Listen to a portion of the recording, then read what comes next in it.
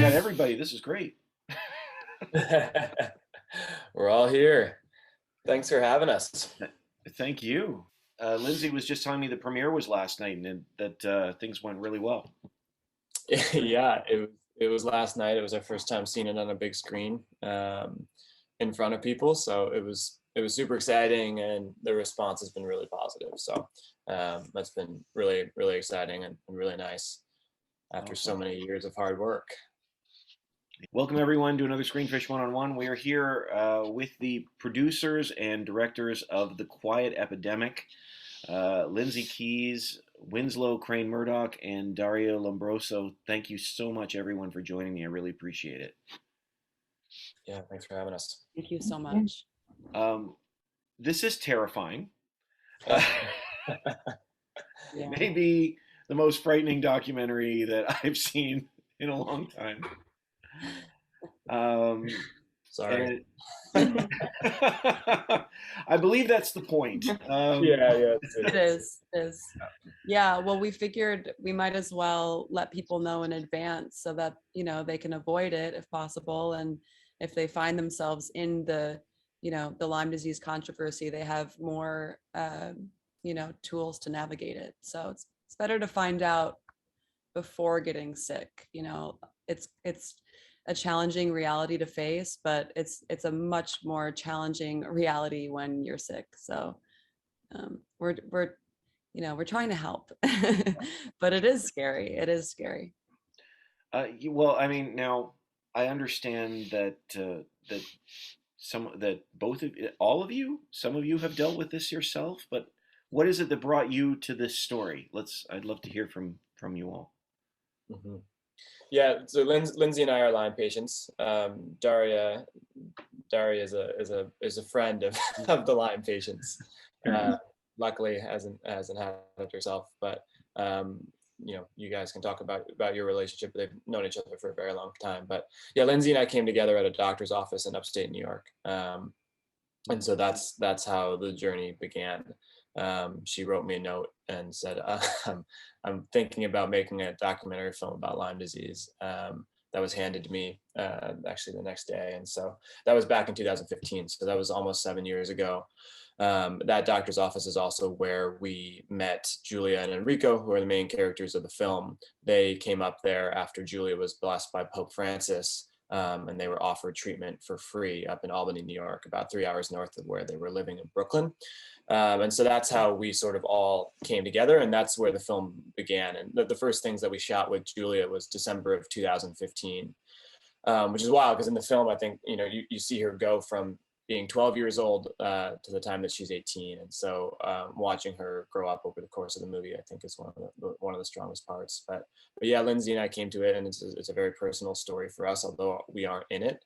And for us, it was a way to sort of dive into this world that we found ourselves in and try to make sense of it, and try to, I think in some ways, as Lindsay was saying, create a roadmap for other people who are sick so that they don't have to figure it out in the way that we did, which was long and winding and strange, and so hopefully creating something that people can watch and feel like they have some more tools to make better decisions.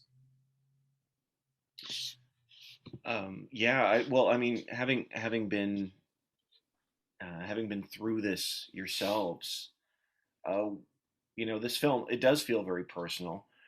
What was your experience like dealing with the medical community, as you were going through this yourselves? Because the tension is real in this film. You can feel it.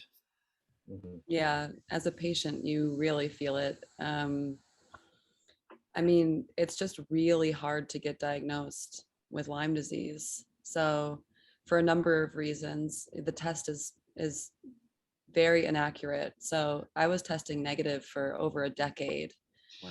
Wow.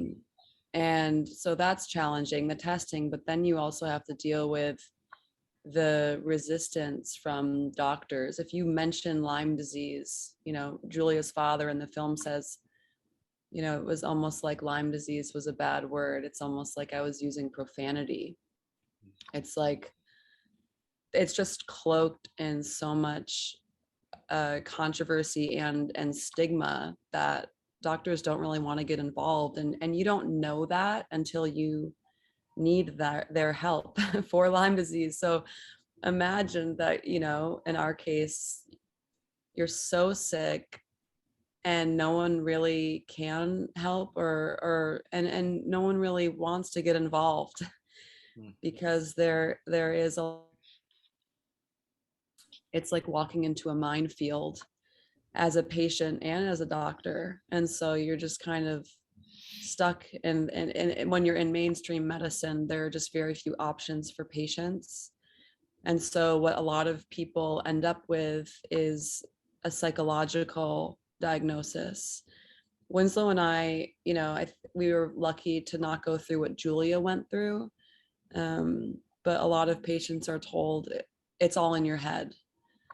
Just because nothing's coming up on the diagnostics, they'll say, well, you must be faking it, rather than acknowledging that the tools we have haven't evolved in decades and they're just very inadequate.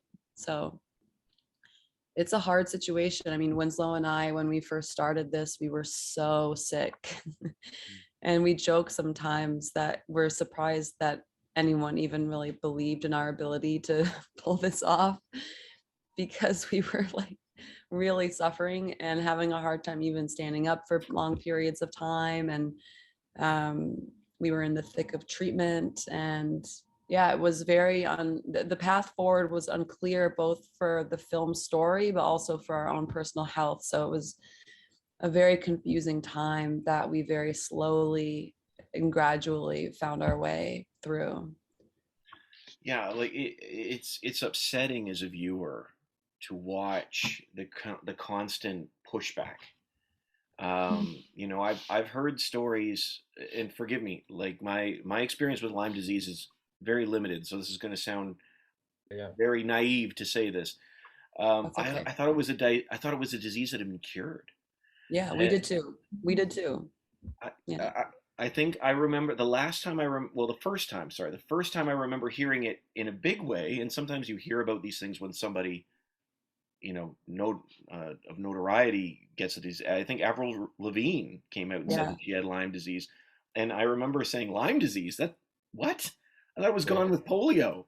It was one of those things. Yeah. Yeah. But that's not your fault. It's not, I don't think it's fair for us we were the same way. I don't think it's fair for us to call ourselves naive, because we've been led to believe that that's the case. That's the messaging around Lyme disease. I think a lot of people feel, well, I should have known, or how could I not have realized how serious this was? And yet that this is the way that the disease has been defined and really packaged.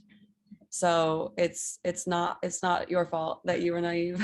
You can forgive yourself. I mean, and all of us grew up in endemic areas. Lindsay and Winslow said they're from upstate New York. I grew up in Westchester County, New York, which, some of the prime doctors in our film work in Westchester. It's one of the most endemic areas as well. And even so, right, like I thought I knew about Lyme disease, and then started working on this film with the two of them, and just learned how much I didn't know. And even after the screening last night at our premiere, I had someone come up to me, also from an endemic area, and say, I think my son might actually have Lyme. I didn't know that the test was so inaccurate. That was the test he was given when they pulled a tick off of him when he was a teenager, and he still has knee pain and he still has insomnia, 15 years later. And this is in like the heart of the region where, Lyme disease is nothing new. And we are seeing it grow, as a result of climate change well beyond the Northeast. It's a global issue, and especially an issue in areas that are recently experiencing warming, like here in Canada.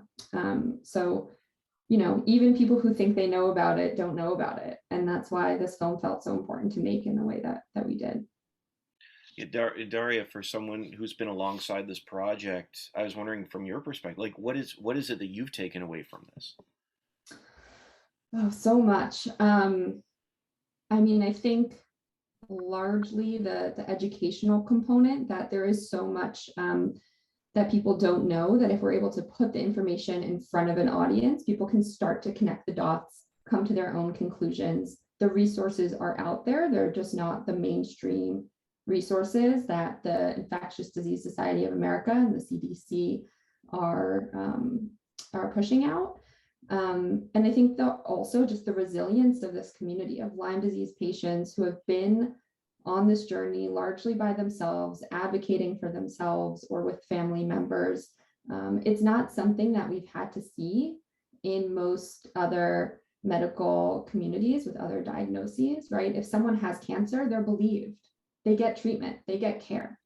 Their friends and family feel deeply for them. They're not ostracized from their community. They're not pushed out, led to believe that, it's all in their head. They're receiving the care that they need. And with Lyme disease, what we're really seeing is people who are pushed to the fringes, not just of the medical community, but of their own communities, sometimes their families, sometimes their groups of friends. They're not able to work anymore.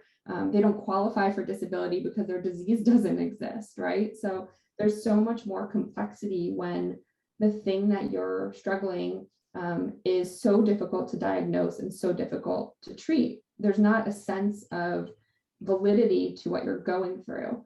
And I think, really with this film, we're hoping patients can see themselves in the story.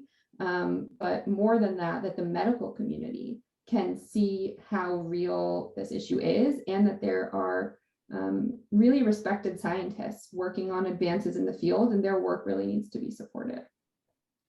Yeah, you know what is so amazing in these films? Like you hear the call with Julia's dad to the CDC. Mm-hmm. He's just trying to say, no, this is what's going on. No. Well, no, it's not. And you hear this over and over again. People just being like, you keep saying, people, it's all in their heads. It's not in their heads. Mm-hmm. And yet, I love that the film draws this line too. We're coming out of a loud epidemic. Mm-hmm. This is a quiet epidemic, but here we are coming out of a loud epidemic. So why is it that it's so much easier for the medical community to accept long haul COVID? My wife has long haul COVID. Oh wow. And why is it so much easier for us to accept that than long term Lyme disease? I honestly don't think it is. And I think that what happened with long haul COVID, if you look at some of the early reporting on it, it was being dismissed. And I think what changed was that so many people got it at once, that there was this mass that couldn't be ignored, right? I do think that if long haul COVID was sort of trickling in here and there, and I think it would be written off just the same. And I think what is really interesting, and there's a lot of writing coming out on this now. There's actually an Atlantic journalist who has chronic Lyme disease who wrote about her experience, but she just wrote a book about autoimmune diseases, the rise in autoimmune diseases across the United States, across the world. It's just exploding. And also about long haul COVID, and about how these diseases actually really challenge sort of the fundamental nature of the way medicine has been done in the world for just so many years now, right? This idea that like germ theory, right? That you have one thing that causes one disease that has one cure.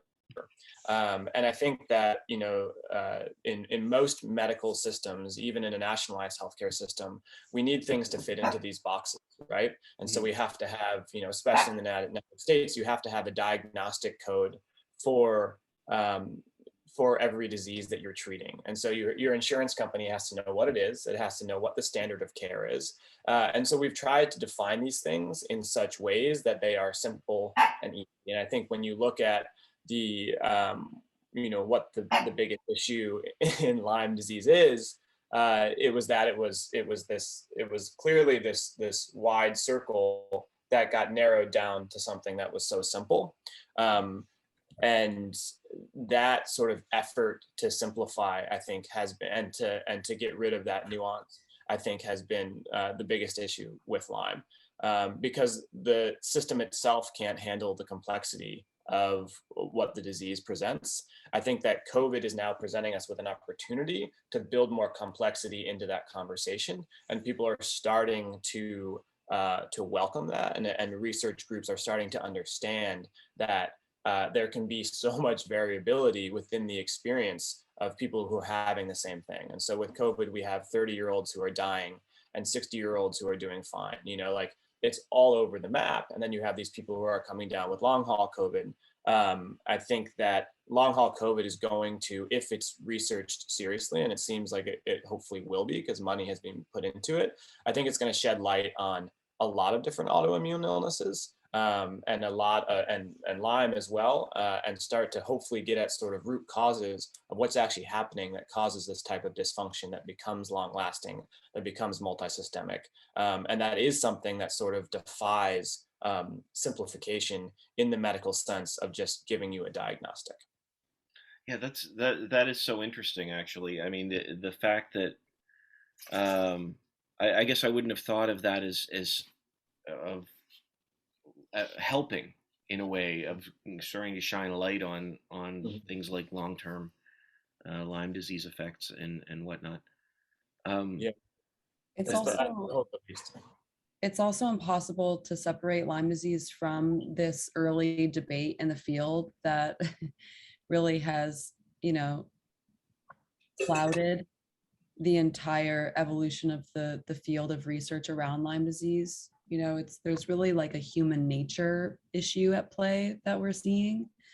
You know, and with COVID, as far as, you know, long haul COVID, there didn't appear to be like two camps who were like fighting and debating whether or not it existed. And in Lyme disease, that's been the case. And so it's really just become this kind of never ending battle of trying to prove whether or not it even exists, let alone solving it, right? So the field has really just been stunted, and innovation just has only been happening recently because private foundations are coming in and trying to like chisel up this blockade that's existed for, you know, 40 plus years at this point. But it's just an unfortunate situation that has become sort of like this battle for over turf, and the patients are just falling by the wayside. Wow. Well, it is an amazing film. Honestly, it truly is. And for all three of you, as you know, as we're running out of time, I just wondered what you hope comes from the conversations from this film. Yeah, I mean, so many hopes.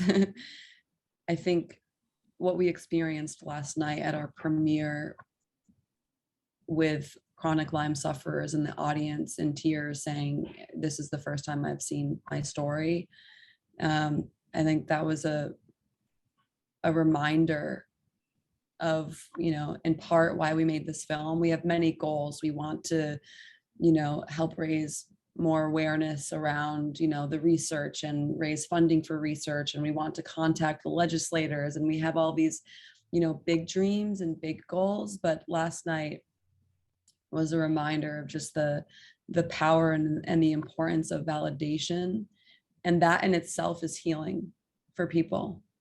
You know, people need support. And if we can just offer that to people, and if they can sit with their friends and families, and maybe, you know, best case scenario, their doctors, and say, "Look at this, I'm not crazy, and we need your help," then, you know, it was all worth it.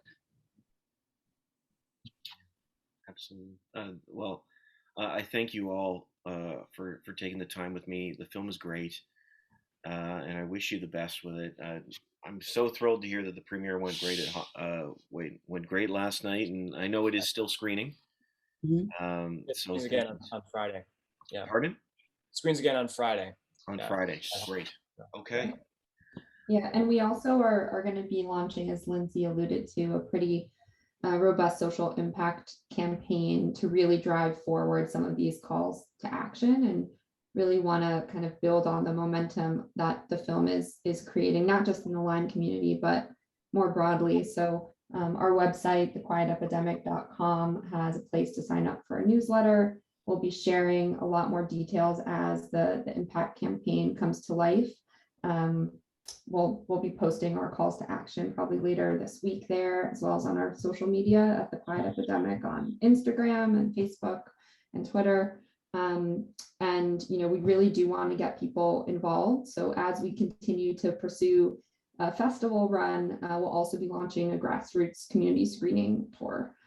So hoping that people can really bring this film to their communities and start this conversation locally, both with loved ones and, we're hoping to bring it to med schools and college campuses and all the places where, people really can be educated on the issue and take action.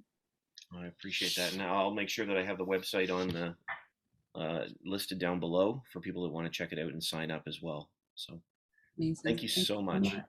Thank you. so much. Appreciate you taking the time and watching the film. Yeah. It was great. So thank you. And thank you for your time. And I wish you the best. Thanks so much. Thanks, Steve. Bye-bye.